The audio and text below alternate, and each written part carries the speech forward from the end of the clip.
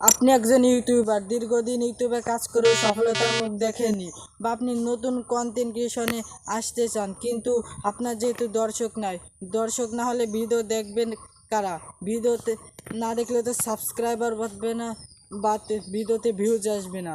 আজকের ভিডিওতে 3টি ট্রিক্স দেখাবো, যার ফলে আপনি খুব দ্রুতই সফলতা পেতে পারেন। যারা নতুন কন্টেন্ট ক্রিয়েশন শুরু করতে চান তারা ওই ট্রিক্সগুলো ব্যবহার করতে পারেন। নাম্বার ওয়ানে রয়েছে আপনি শর্টস ভিডিও আপলোড করবেন। 2 নম্বরে হচ্ছে আপনার ধৈর্য লাগবে। হয়তো আপনি একটি ভিডিও আপলোড করবেন, কম কোনো সময় ভিডিওতে কম ভিউজ হয় বা ভিউজ আসেই না, এরকম হতে পারে।